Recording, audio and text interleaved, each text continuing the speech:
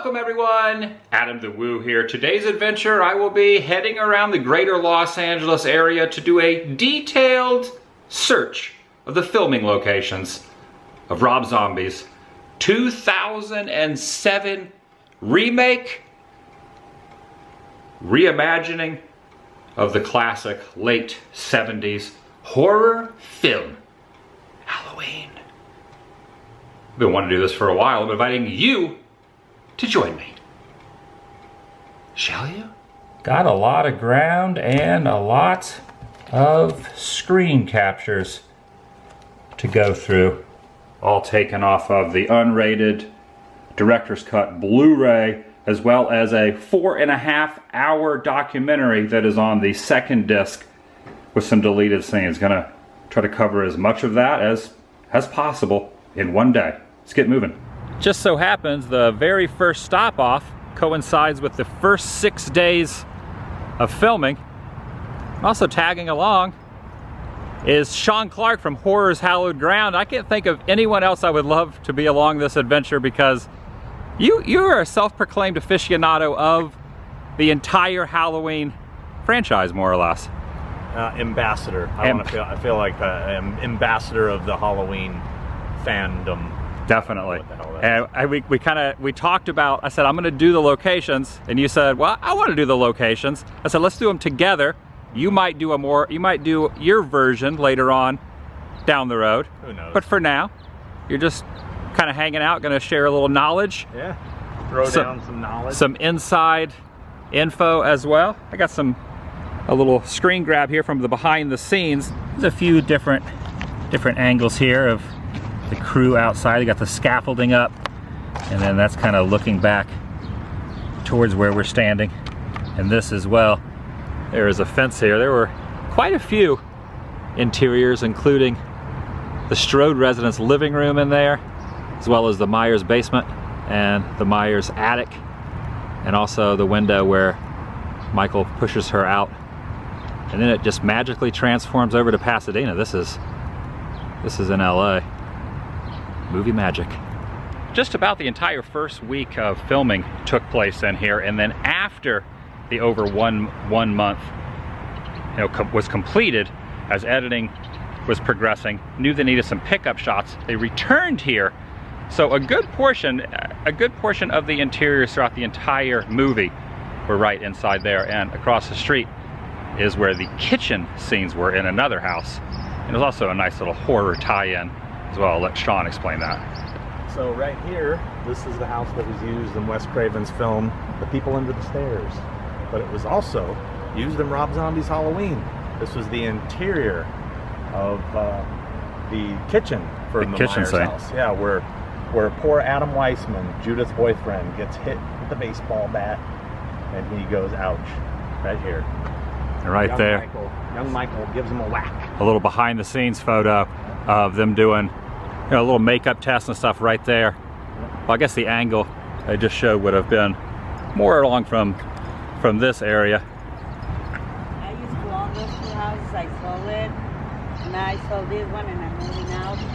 Are they finally going to turn it into a real house, or is it always going to be for filming? I don't know the director, Hollywood.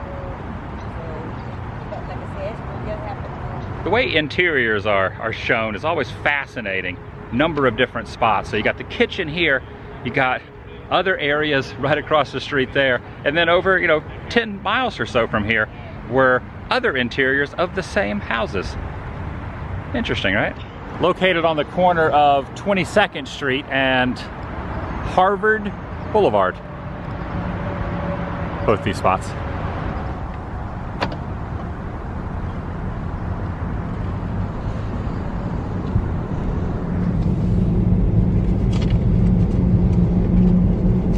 Los Angeles City, that's a cool looking van.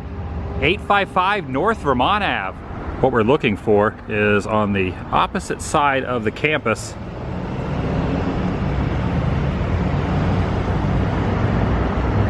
Way over there in the corner past that tree line. Go around to the other street and see if we can get a better view. What I'm looking for is the building used for when he was doing the book reading and the talk. This is what the exterior looks like. And I believe it's this right here. This theater, and there was a deleted scene where they had a lot of extras right in here. And it was never used. And there was an original phone call when he found out that Michael had escaped that took place all in here. And the sign was over there next to that tree. And this is the view right there of that screenshot taken from right there. Made it to the parking area at the old LA Zoo, which is right up there at the top. And there is a dried creek bed. Should be able to match up a few things through here down at the bottom of the hill.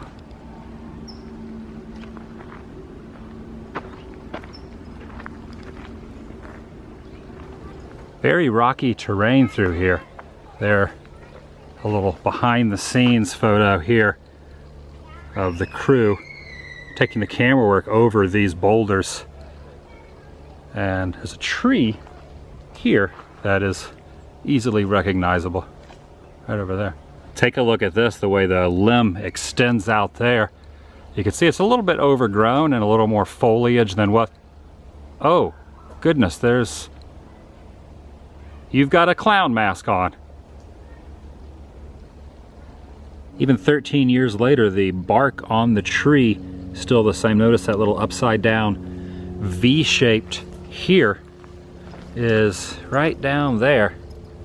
So the bully would have been walking that direction, and then the stick incident happened, and then he laid right here. Oh, there's a dog, someone walking their dog out here. So he would have been laying right here after the fact, looking up at these tree limbs. That was his last view. Never mess with young Michael Myers.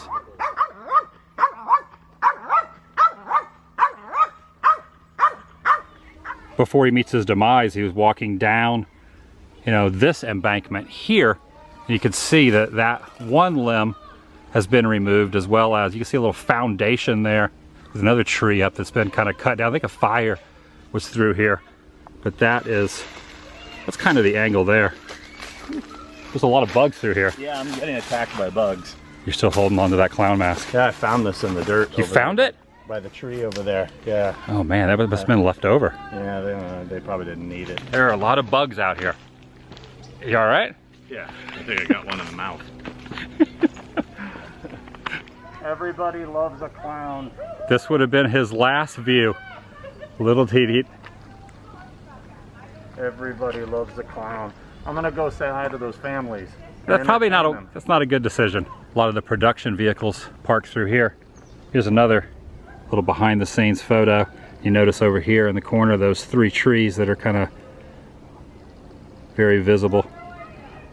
They would have been right down there. There's those three trees still there. That's right, Big the Foot. Haddonfield has palm trees. Who knew? Just waiting for this light to change to go to the next spot. Now over in Glendale at 1837 Glen Oaks Boulevard. Might not be able to film inside here. However, this is where Mickey Dolenz worked behind the counter.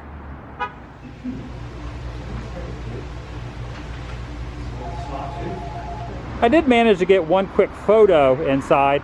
Notice the horns there on the far left. That's modern day, and this is from the movie itself. A little kind of high up shot looking down at the counter. That's it. She wasn't the owner, but she was here when they filmed the movie, and she said that she was a big Monkees fan, and she had actually met Mickey Dolenz before at a fan thing. So she was pretty stoked that he was there, and Malcolm McDowell, obviously. And a lot of, she said they did a couple scenes that never even made it into the movie. She said they filmed a lot in there, and that like basically hardly any of it, was used. She was bummed. At 6045 York Boulevard, this museum housed where the office, where Loomis and Brackett are talking, as well as a deleted scene of the adoption agency. where the desk was. Can't go inside, they are temporarily closed. However, there is this, you see Rob there standing at the base of this stairs, and they placed some trees, so when you're looking at the desk outward, you would not notice that there is a thoroughfare and a restaurant right over there. So that is, and the desk for the adoption agency is right through the glass. You're the only person I know that says thoroughfare. I had heard, I don't know if it's a rumor or true, but they built that specifically for the film. Deleted scene. No way of fully knowing because, you know, can't gain access, but I'm assuming that the office was right here based on the windows, and Brackett's desk would have been right about here looking at Loomis that way, because there's a window here. Other side of that was covered by basically a bookshelf, and there was another window next to it. So right there on the other side of that wall. Just to give a little perspective, there's those two windows and that corner piece. Okay, onto the Myers house. There it is in all its glory. Not a residence used specifically for filming. So always empty unless a production company is utilizing it. Right here on this quaint street of South Pasadena. Closest cross street, the corner of Glendon Way and Glendon Court, and you can see they were walking past this structure here. You can see right there, that is that building. And then after they met up, turned the corner and continued walking down to the Myers house over there on the right. Also, down here was also used for some of the looking back shots of Michael when he's riding the bike as a youth, right over through here. As you can see him there on the bike, notice the home over here on that side. Yeah, they just kind of got a lower grade camera and made it look like some home videos, VHS style, or I guess not VHS, but high 8 perhaps. One thing that's really fascinating, even well after a decade, this vehicle still sits in the same spot. They just replaced the tag, but it's right there. That's the same antique vehicle as seen in the movie. Stepping up the block, they were obviously using a much more zoom in type of lens that I have, but this is the sidewalk. Same tree formation, how they kind of lean over the pavement down there as well, and continued walking up a few more feet. There's a really quick clip in the behind the scenes where they're filming Tyler Mane busting through the car window to pull Laurie Strode through, and I was standing here watching that night, standing here like this, and you can see me in the shots of the behind the scenes guy was shooting this way, and the car was right here. I believe it was parked right in front. Right in front of the sidewalk, yeah. I think it was like right here. And so he walks over and busts through and pulls her out. Still pretty much looks the same, and went through a couple different versions. This is when it was kind of dirtied down a little bit when it was abandoned. But earlier in the movie it was a lot cleaned up when the family lived here. Used to be a driveway here where the van backed in, and the pool around back was removed between 2014 and 2015. Here's a satellite view of 2014. See the pool still back there. So I'm standing there. So in the backyard we got the pool, and then that is 2015, so I'm standing there, and you'll notice completely covered in, no pool. Would have been right over in there.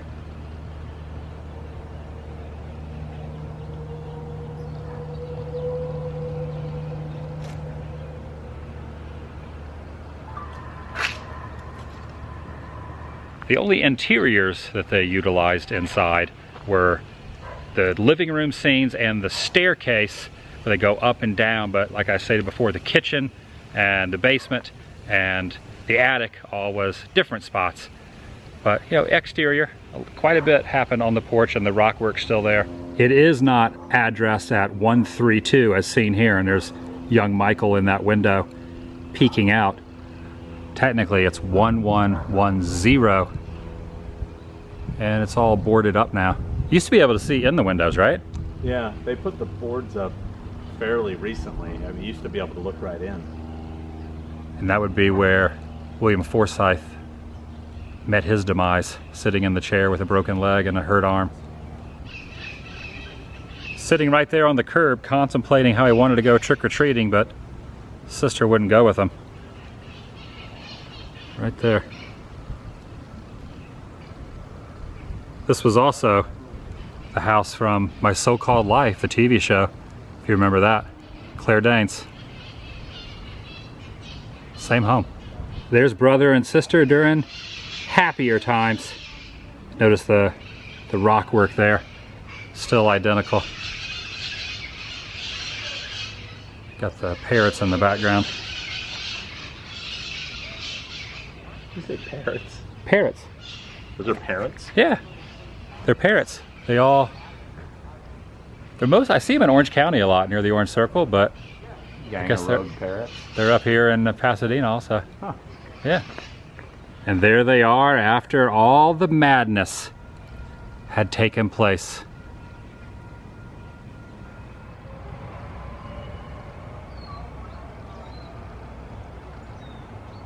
Hey Mike, do you remember that time and you were up there and you fell down here and you got hurt, but then you got up like it didn't hurt? Yeah, it was up there, remember? Yeah, yeah. And then you fell down here. And then you got up. Don't say anything if you remember. I knew you remembered. He's got a good memory.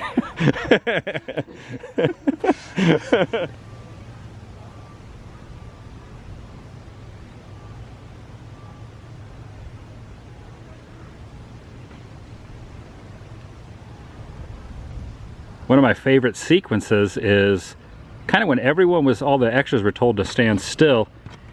Why is the paper doing that? The wind's blowing. But everyone stood still. It's like an eerie wind out here. And against that tree, one of the officers were standing. And then no one was moving except close up of the patrol car, which was here. And young Jason. Dude, I said Jason again. How many times today have I said Jason? Dude, it's like the same thing, so it's okay. Nobody will notice.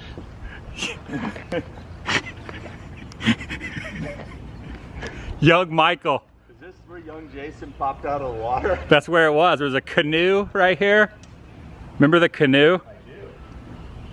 But young Michael turns his head all creepy like. Right there. When both the stuntman and stuntwoman fell off of the top, they landed here in a bunch of boxes right up there. It busted through the railing, and she got hurt, very seriously injured by basic plummeting right there onto the concrete.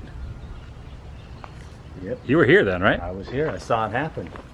Casey Hendershot, who was doubling Tyler Main that night, he took the fall with the stunt woman, and she got injured, and it was kind of a bad scene. Everybody was panicking, and when somebody gets hurt on a movie set, like, it's like legit. Like, there's a frame of Rob and another team member here with a kind of a look of, wow, what just happened on their face.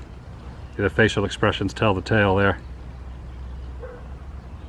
it was right at the end of the night too. It was probably like 3 in the morning. And here is a photo of that moment. You see the boxes and the cushions there, but just miscalculated a little and landed there on the concrete instead. Climactic ending, one of the 2 endings. This is the one where she was on top with the weapon, and you know, right before she started screaming and yelling, it was pretty dramatic, and then it kind of faded into them when they were younger. Those reminiscent times. What an ending. Peeking in the front window of the door, there's the staircase that everyone went up and down. And then over to the right would be the living room, where a lot took place. Like this, kind of like Beastie Boy, like you all like, yeah. Yeah, but like maybe so your face is really obvious in there. Okay.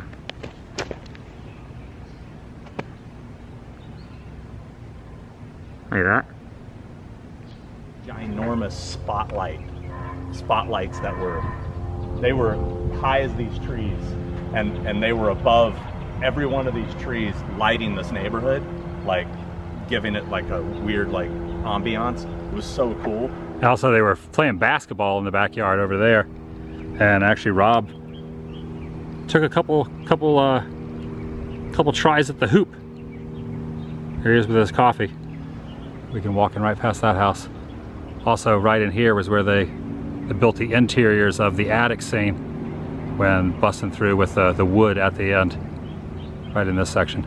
Near the cross streets of Diamond and El Centro, right where I'm standing, they put a bike rack, and that was the elementary. Right over there, the exteriors of the elementary. Here's another angle. Interesting thing, directly across the road, just a couple feet if you were to turn around, is Haddonfield High.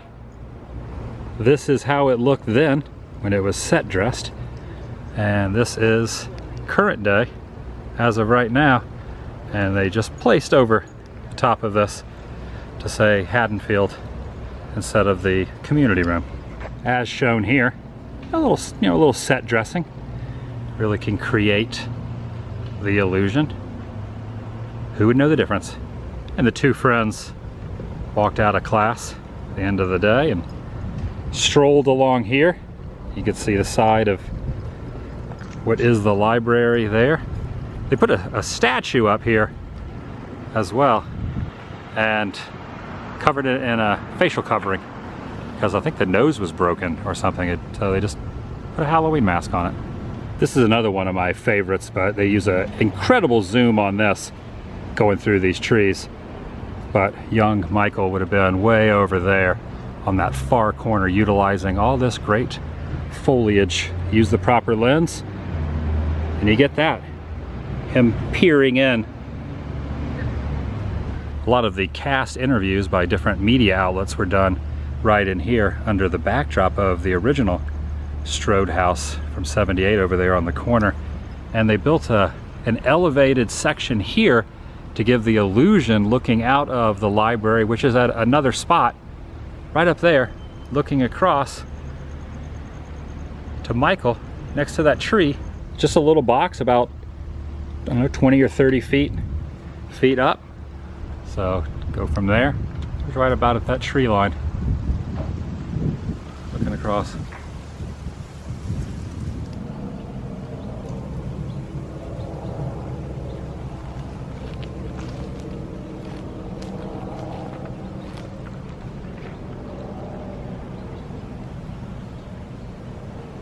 That view through the trees, that zoomed in, I'm standing in the same spot as Michael, but then looking back at this behind the scenes photo here, you could see that the bully wanders off that way before they head over to Griffith Park. So, and then young Michael slowly starts to walk over, and then we're transformed back to where we were earlier at Griffith Park. There is a brief moment in the documentary where he mentions the truck wash bathroom was built inside of this building. To think that the fight took place inside here, it's pretty fascinating. You have to just match up the windows. So what we're thinking is that those are those, 3 of them, and the set was built on the other side of that box. That would have been where Ken Forey walks in to use the facilities. See if that lantern. This is it. You can see that light. You see the light up there? Yeah. It's right up there, right there. Those are definitely the lights. It was a pretty intense moment. They were gonna put a fake partition up, but it said they had the metal one. They didn't even say cut. and they both just slammed their bodies and arms into the side of that metal, bruises and all. They just went for it. Hey Mike, about 29 years too late. She already left. Arrived at the corner of Fairview Ave and Buena Vista Street, where, as they're walking, going down this row, this little row of rocks, and that's a very familiar looking home over there. Does that ring a bell? Yes, it does. Right there, right in that little walkway behind that tree is where Arnie dropped the trash bag split open. He dropped trash all over the place. That was Arnie's house from Christine, John Carpenter's Christine. So they would have walked past Arnie's house, yep, continued this way. There's another behind the scenes. There's Rob there off in the corner, and he's talking to the girls right here. It's very, very silhouetted by the shadows as the day starts to progress. And you go up here to this corner and turn, and that's where the walk to the Strode house is. There used to be a lot more prominent amount of trees right here, but all the root systems have been removed. And at this very corner right up here is where the cruiser stopped to ask if they need a ride. You'll also notice a lot of set dressing when it comes to lamp posts, light poles that are placed. There would have been one there, and it's all through the entire movie. But right there is where they all stopped and were asked for the ride. You can match up the rocks here on the side, so let's just kind of go into here. We got like a little gray one there in the middle and two lighter ones on either side. Would be right there. There's the gray one, and then below it is a much larger, maybe twice as large below that gray one, which would be right there. There's the larger one. They were standing right here, and I'm noticing a very iconic tree that used to be here is gone. Yeah, there was a split tree that has been removed. Dang. Can kind of see the root system. Well, here's the root system of it right there, shown as so. The two friends parted ways right there. And then she continued to carry on. And most of the palm trees were obscured to make it not look like Southern California. However, this one could be seen. It didn't wrap that one up for whatever reason. That's modern day, but even in 07, they didn't try to hide that one. In fact, you see the palm tree there over her shoulder.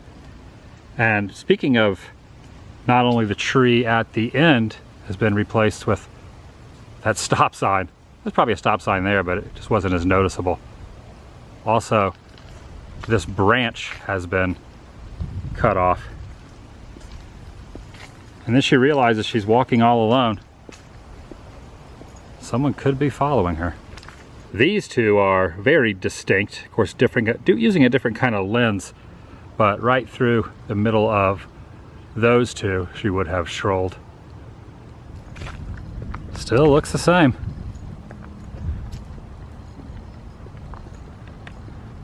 They have the skeleton out front for decorations. The mom, trying to put it together, was stressing out over it. Same mother from E.T., by the way. They utilized a crane, which I do not have at my disposal. There it is. Her dad gave her the envelope to take by. She went that way. There's another palm tree, which was disguised quite well as I pan this way. It was covered in quite a bit of foliage, as shown here. It's in disguise. Very, very dramatic when the trick-or-treaters came up. And Michael, you weren't expecting it. It was kind of a jump scare. took the dad out and back inside, and man, pretty scary. Right there you can see Mike, and holy crap, right there you can see Mike. Oh, I hope he doesn't see me. I'm gonna try to hide behind this palm tree. Maybe he's just taking a stroll. Hopefully he's just taking a stroll, just catching some air, you know? I don't know, I think he sees me. He is kind of coming at me a little aggressively. I hope he respects the 6-foot boundary with the pandemic. Oh. He's tricky. Where'd he go? He's tricky. Oh, there he is. Arrive now at the corner of La France and Maple Street. And the babysitter houses are right down there. Down at the bottom there you see the address 1945 etched on the curb. It's still etched. It's not this home. It was this one here. One of the two.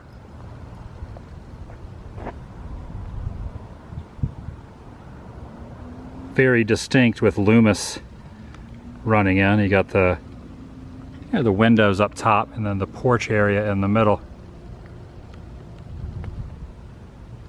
Not too far from the other house, right over there on the left.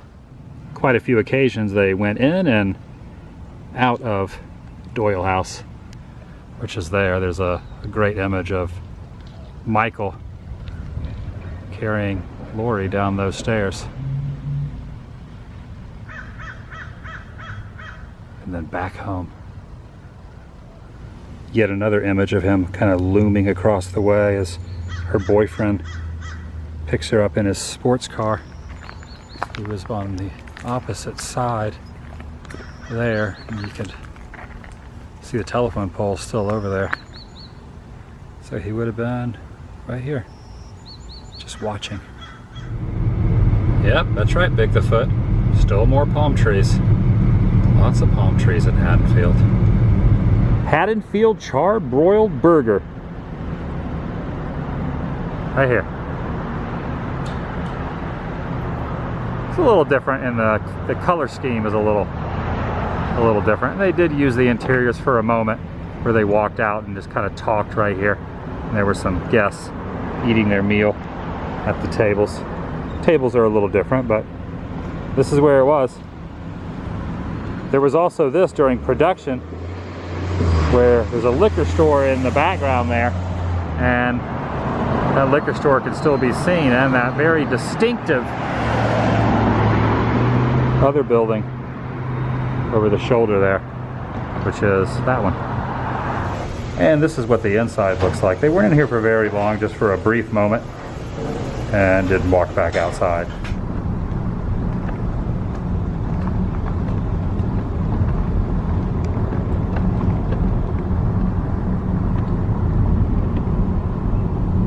When they were doing a little scouting, they arrived out here.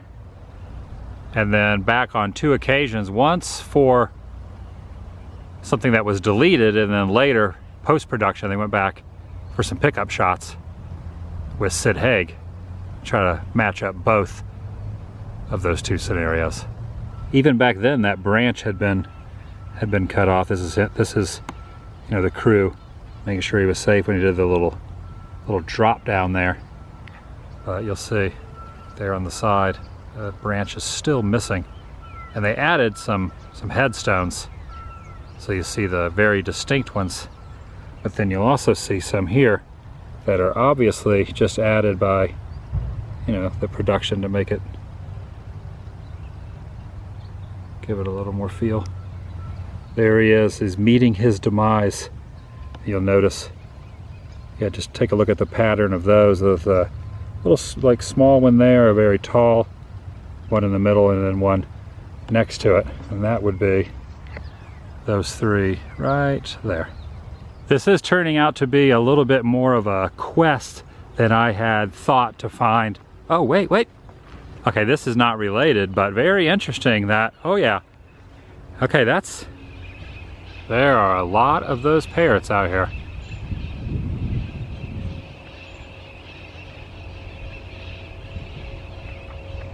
This took probably about a half hour, maybe 45 minutes of wandering around. Notice the Otis right down there.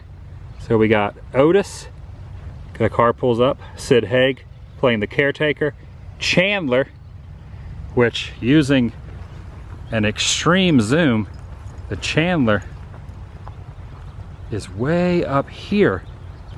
So they had a crane shot, and really the only way to line it up other than this is a tree over there with an interesting root system and a branch that is cut off. Boy, that was a little bit of an undertaking. Now that we pinpointed that, the Myers headstone would have been, you see right there where animal was, would have been kind of where the shadow is, just somewhere in this general vicinity. Once again, they did add some set dressing, but you'll see there are these three which still remain. Loomis walking right through the middle of those two, and there is one that states Charleston, and Charleston can be right there behind that prop. The real one still remains to this day. Charleston. So right where Sean's standing, that's the spot. A couple miles away at 2180 North Lake Ave in Altadena is this building, which stood in for all the inside, well, the interiors for the school, the scene with the bully in the restroom, as well as the library that you would assume was in South Pasadena, but it was a few miles away. And the way that could be noted are the windows that are right over there, that arch building. Which is also very interesting. Okay, there's the 1, 2, 3. They were sitting in the middle there, which would have been 1, 2, 3, sitting in the middle there. Now, it will be intercut with that elevated area in South Pasadena where they're looking out down at the 1978 Strode House where Michael is standing. And another way you can kind of figure it out is you'll see the 1, 2, 3, 4, 5 of the pieces of glass there. So take the middle one, 1, 2, 3, 4, 5 of the small glass pieces, and there is like a grate, a railing, and that railing is still there. You can see it faintly there. So just count across and look for the railing. And when you watch how it's all put together, you'll see a lot of traffic flowing by when they're looking out of here. And then when it, flashes over to the other spot, not a lot of traffic. Kind of gives it away in a way. If you have a keen eye, you'll notice that kind of gives it away, those two different spots. Also where the principal's office was, hallway, and quite a few others. It's all sealed up for the moment though. Smith Grove. We've arrived. Saw a lot of different seasons through here, including winter with some fake snow, some rain even. There's even one point when you see this hydrant here and Loomis walking in right here, and the sign off in the distance, Sean's walking the path of Loomis. Check it out. There's the hydrant and the stanchions.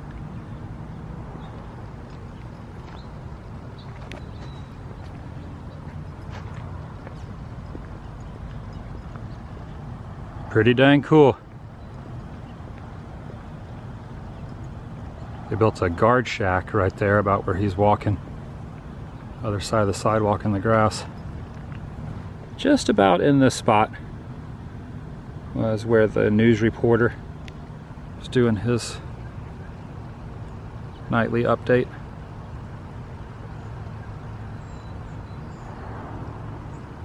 The sun is going down.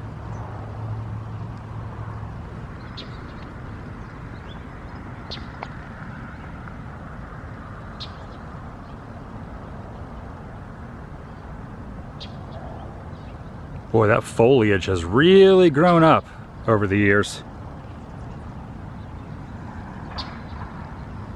In one of the deleted scenes, when Michael escapes, it's right over there from a door, and there's an old van that says Time Machine. It was right from around the back side of that. It's interesting that these vehicles have a lot of leaves on them. It's like they haven't been moved in like a couple years.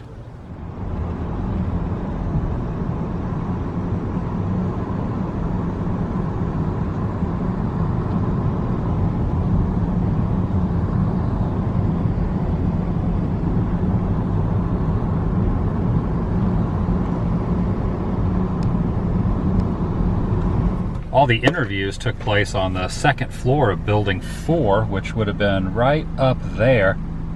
So anytime you see Loomis talking to Michael and his mother, it would have been right there.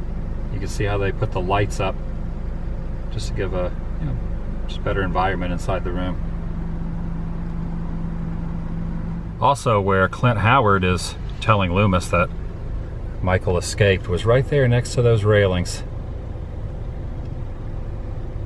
He's out.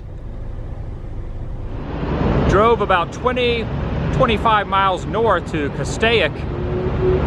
You see the moon is out, the sun is starting to descend. Nightfall is about to rear its head. And this is a real beehive of activity when it comes to trucks. And you guessed it, this is where the truck wash is. This vicinity. Pretty neat that the truck wash sign is still there. I'm getting some serious vibes of Rush Tom Sawyer. Oh, pulls right in there. That's it.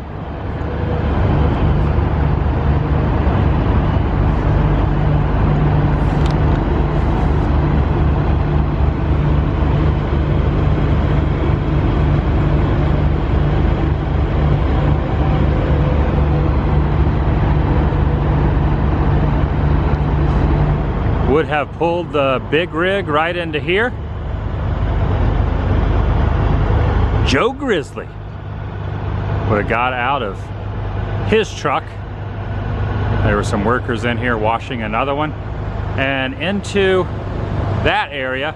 Makes it appear as if he was going into to utilize the facilities, but then intercut with over in South Pasadena.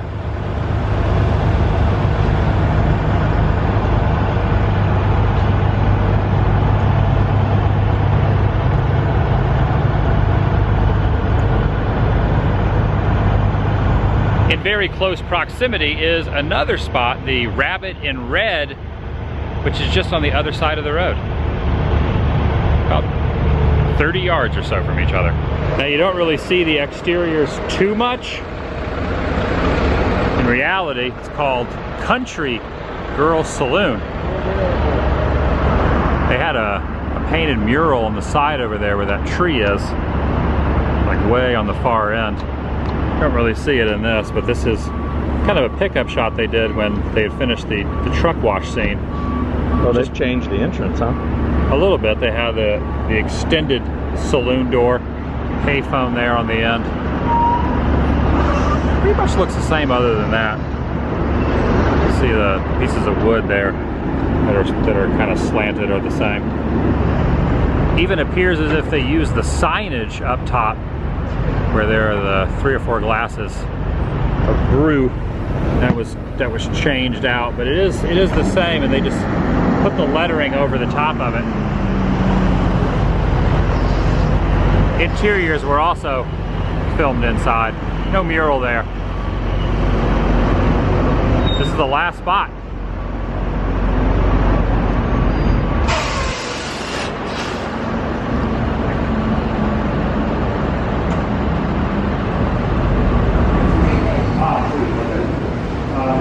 It does look a lot different in here.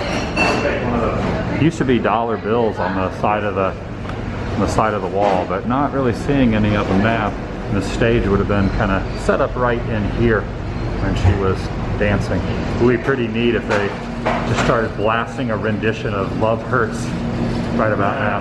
And if you watch that scene, you'll notice this air conditioner duct is still there as well. And they put up props there along that wall. And that's it. The final spot out of all of them.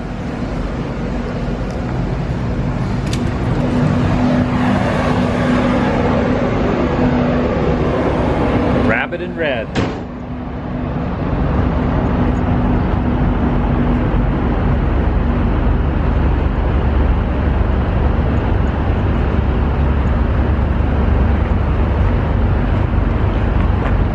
That's gonna do it for today. We did it. Halloween. It was fun. It was an adventure. 2007 Halloween filming locations are completed. We hit all the spots, right? In one day. Hard to believe. I didn't think we could do it. He said we could do it. You had your doubts. I doubted him. He proved me wrong. Nailed it. Make sure you check out Sean's channel, YouTube, Malfunk Sean. Put a link in the description box. If you want to see some of his other stuff, podcasting, movie locations. Is that the name of the podcast?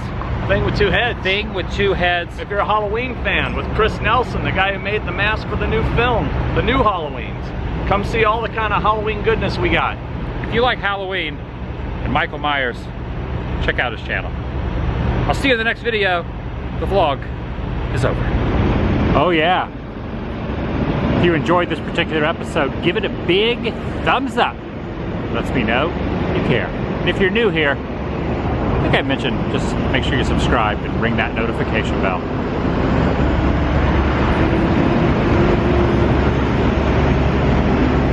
If you have a pallet you need to get rid of.